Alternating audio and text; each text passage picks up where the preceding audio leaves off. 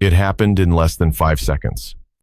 A wheelchair broke loose, rolling downhill fast, cutting through a crowded New York sidewalk like a runaway cart. People screamed. Some pointed, but no one moved, except one boy. Dirty hoodie, no shoes, ribs showing under a torn t-shirt. He didn't hesitate. He didn't think. He ran, straight into traffic. Cars honked. Tires screeched. A delivery van slammed its brakes just inches from his legs. But he didn't stop. His hands grabbed the rusted metal handles of the wheelchair just before it tipped into the road. It spun it. Hard. The woman in the chair, paralyzed, tumbled forward. He caught her with his chest. Both crashed to the pavement. And for a moment, everything went still. People gasped. Someone finally ran over. But the boy, he just looked down at the old woman, trembling in his arms. He took off his hoodie and wrapped it around her legs. Then he smiled. A small, nervous, broken smile. He didn't know someone was watching.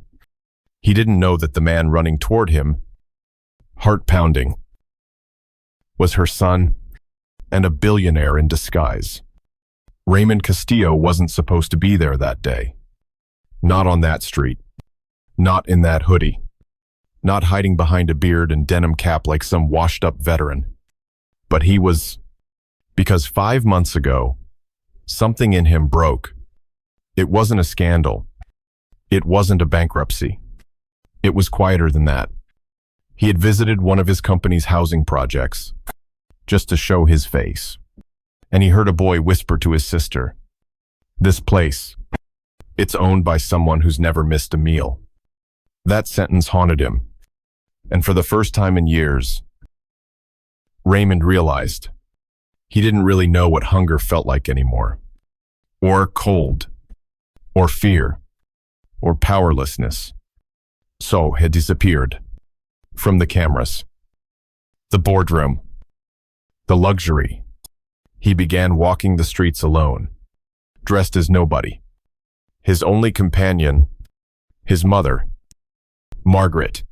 She was once a school teacher, paralyzed by a stroke years ago. But her mind, still sharp, still proud, still his compass. Every morning, Raymond took her out in her old wheelchair, pushed her through neighborhoods he once owned, looking for something he couldn't name. That morning, he stepped away just for a phone call. 2 minutes. Max. And when he turned around, she was gone. A runaway wheelchair, a helpless mother, and a 12-year-old stranger who risked everything. That was the moment he froze. The billionaire, paralyzed. His name was Jaden, 12 years old. No father, no school, no home. Just a folding cot under a highway bridge, and a mother who coughed more than she spoke. They used to live in an apartment years ago, until the rent outgrew her disability check. Now, Jaden spent his days collecting cans, offering to carry groceries, and begging, carefully, never too aggressively, always with a sir or ma'am. Most days, he made just enough to buy soup and medicine. Other days, they shared one sandwich between them. But even then, he made sure his mother ate first. She would try to argue, and he'd always say the same thing. "You gave me life. Mom, this is just a bite." He kept a notebook, hidden under his mattress. Inside were math problems, spelling words, and a drawing of him standing in front of a school. Someday, he wrote, "I'll wear a tie. I'll buy you a new wheelchair, one that sings." His shoes were too small. His hands were always dirty. But his heart, impossibly clean. He could have just walked away. He could have said thank you, left a check, and gone back to his skyscraper life. But something inside Raymond refused to move on. For 3 days, he followed the boy, not with bodyguards, not with a limo, just by foot. A hood pulled up, walking 2 blocks behind, keeping his distance. He watched Jaden pick up crushed cans from trash bins. He watched him offer the last of his crackers to a stray dog. He saw him hold the hand of an old woman trying to cross a busy road. No camera, no audience, no reward, just kindness. Raw and quiet and invisible. One evening, Raymond saw him outside a pharmacy. Jaden stood for over an hour, asking customers if they could help him buy a bottle of cough syrup for his mom. Most ignored him. Some cursed. One man spat near his feet and told him to get a job. Jaden didn't yell. He didn't even flinch. He just sat down on the curb and cried. Raymond felt something strange inside his chest. It wasn't pride. It wasn't guilt. It was shame. The kind that burns from the inside out. That night, Raymond made a call. Not to a lawyer.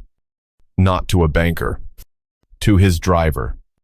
He whispered an address, gave specific instructions, and hung up without another word.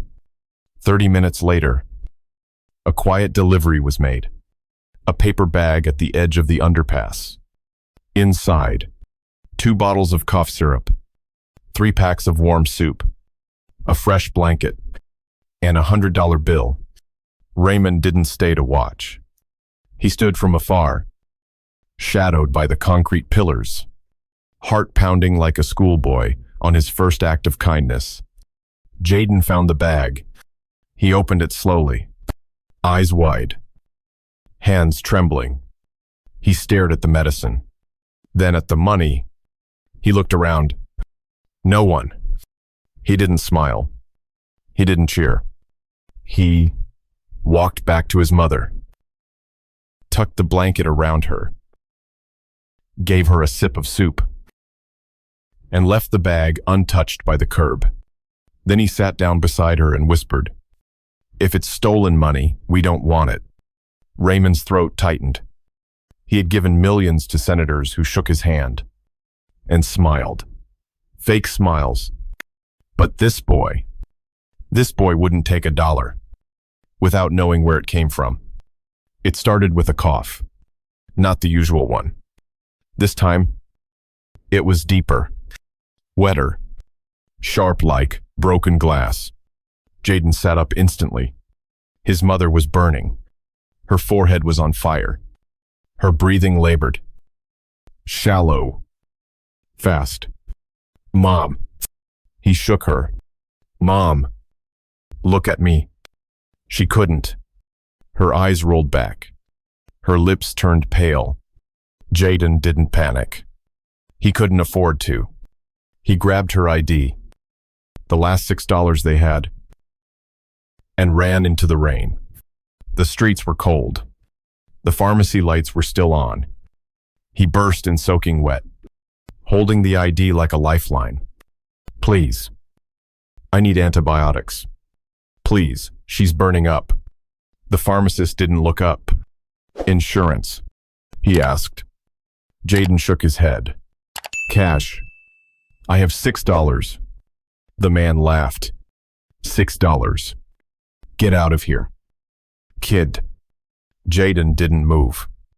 He just stood there, soaked, shivering, hands clenched into fists, eyes filling with something far older than 12 years. Outside, under a street lamp, a man watched. Raymond had followed him again. He saw it all.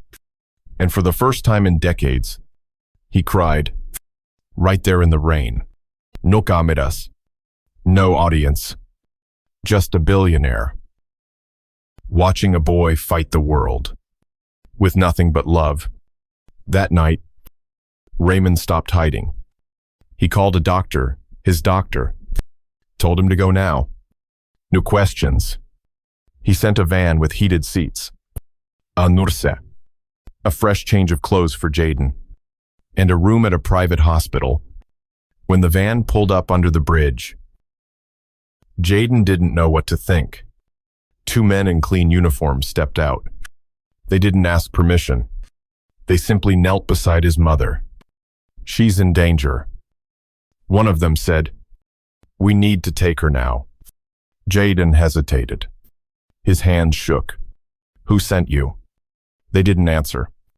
Only handed him a note. A scrap of paper. 4 words. "Let me thank you." Jaden looked around. No cameras. No reporters. No press badge. Just silence. He nodded. And for the first time in his life, someone treated him like he mattered. When his mother was stabilized, and the machine stopped beeping so fast, Jaden sat quietly in the hospital hallway. He didn't ask who paid, didn't demand to know why. He just whispered, "Whoever you are, thank you, but I'll repay you. One day." Somehow, behind the glass wall, Raymond stood motionless. He had given away buildings, bought islands, funded presidents, but he had never, not once. I felt this kind of return. 3 days later, Jaden returned to the only place he had left, the spot under the bridge. The hospital stay was over. The free room had been needed by someone else. And Jaden, he never asked to stay longer. He carried his mother in a borrowed wheelchair. Slow, careful, steady. Wrapped her in blankets, placed her on their old mattress of cardboard and hope. But that afternoon, a city truck pulled up. 2 officers stepped out, clipboard in hand, gloves on. "This is unauthorized occupation of public space." One said flatly. Jaden stood up. "This is just temporary. She's sick. Not our problem." They pointed to the wheelchair. "She's gotta go." "You both do." Jaden shook. "Please, just one more night. I'll clean everything after." They didn't flinch. They didn't even look at him. One of them started tossing their things. Blankets. Bottles. The small notebook Jaden kept. That's when it happened. A voice cut through the air calm. "Twelve. Deep. And powerful. Put that down." The officers turned. The crowd froze. A man stepped forward. No hoodie. No beard. Just a tailored gray coat and eyes full of fire. It was Raymond. No longer undercover. No longer observing. He walked straight to Jaden, placed a hand on his shoulder, and said loud enough for the world to hear, "This boy saved my mother's life. Now I'm going to save his." The next morning, the world knew his name. Jaden Wells, 12 years old, homeless, hero. News vans lined the block. Cameras flashed. Microphones shoved toward his face. But he didn't speak. He just held his mother's hand, tight like the world might steal her. Raymond stood behind him, calm, steady. At the press conference, he took the mic. Not his PR team, not his lawyers, just him. He told the story, every detail, from the runaway wheelchair to the soup to the pharmacy to the bridge. And then he said this, "I've been praised for building towers, but this boy built something in me I'd forgotten I even had. A heart." The room went quiet. Then someone shouted from the crowd, "Is this a publicity stunt? Are you making him your charity mascot?" Raymond didn't blink. He reached into his pocket, pulled out a signed declaration, and read it aloud. Effective today.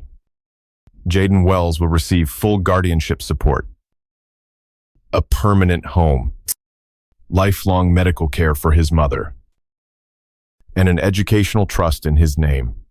He paused, and if any shareholder of Castillo Holdings has a problem with that, I invite you to remove me as CEO.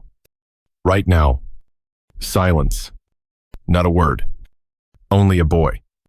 Only a billionaire. And a crowd finally seeing what true power looks like.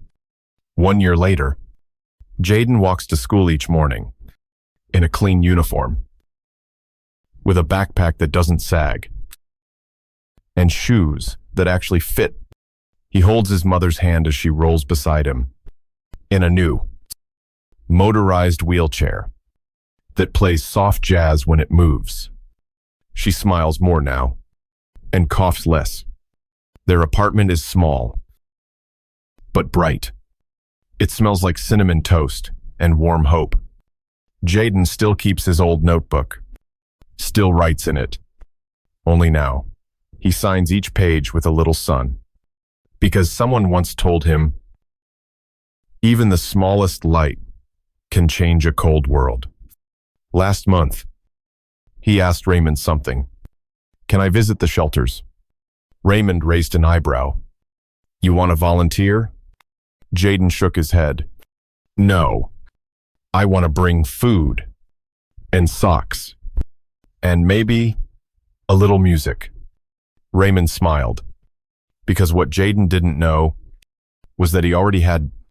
Sometimes, the world doesn't need another billionaire. It just needs one good boy who runs into traffic to save someone else's mother. Not for money, not for fame, but because it was the right thing to do. Jaden didn't change the world with a protest. He didn't write laws or win awards. He just didn't look away. And that changed everything. So the next time you see someone struggling, don't wait for a camera. Don't wait for someone else. Be the one who moves first, the one who gives warmth, the one who listens, even when it's raining. Because kindness is louder than silence. And it always comes back. If this story moved you, share it. Someone out there might need to believe in people again. And if you want more stories like this, you know what to do.